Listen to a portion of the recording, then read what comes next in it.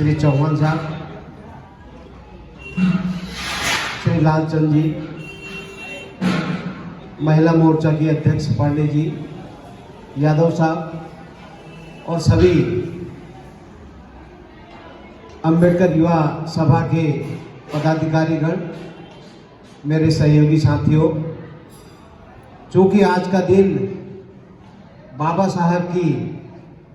पुण्यतिथि के रूप में पूरा देश मना रहा है, इसको मनाए जाने के पीछे जो महत्वपूर्ण बातें हैं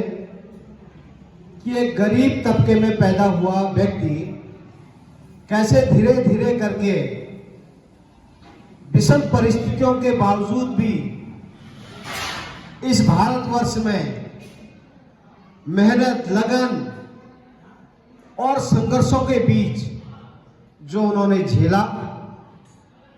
और अंततः इस देश के अंदर वह मुकाम हासिल किया जिसके लिए वो हमेशा प्रयास करते रहे। गरीब तबके के होने के नाते उनके लिए हमेशा यह चिंता का विषय था कि वो शिक्षा कैसे ग्रहण करेंगे, माँ बाप किस तरह से पालन पोषण करेंगे। पैसा नहीं था, जमीन नहीं थी, जायदाद नहीं थे, किराए के घर में वो रहते थे, लेकिन इसके बावजूद भी उन्होंने करके दिखाया। आज भारतवर्ष में सबसे ज्यादा डिग्रियां किसी के पास अगर है तो बाबा साहब डॉक्टर भीमराव अंबेडकर जी के पास है, और उन डिग्रियों के साथ ही बाबा साहब ने दबे कुचले, निर्धन, असहाय लोगों के लिए संघर्ष करते हुए भारत को एक महत्वपूर्ण संविधान दिया, जिस संविधान के द्वारा भारत देश को जब आजादी मिली तो वह संविधान लागू करने के बाद आज पूरा देश उनके बनाए हुए नियम और कानूनों पर चल रहा है। ऐसे बाबा साहब ने निश्चित तौर पर अपनी गरीबी को बिल्कुल नकारते हुए, संघर्ष करते हुए समाज को एक आईना दिखाया, समाज को एक लक्ष्य दिखाया। उन्होंने कहा कि गरीब, दबा कुचला समाज जो है सबसे पहले उसको संगठित होना पड़ेगा और उसके साथ शिक्षित भी होना पड़ेगा, और जब शिक्षित हो जाएंगे, संगठित हो जाएंगे तो संघर्ष करना पड़ेगा अपने मूल अधिकारों के लिए। वह संविधान के अंदर सब कुछ व्यवस्था कर गए, लेकिन उसका अनुपालन, सरकार को दिशा निर्देश, जब तक जनता जागरूक नहीं होगी, अपने अधिकारों के लिए लड़ने के लिए तैयार नहीं होगी,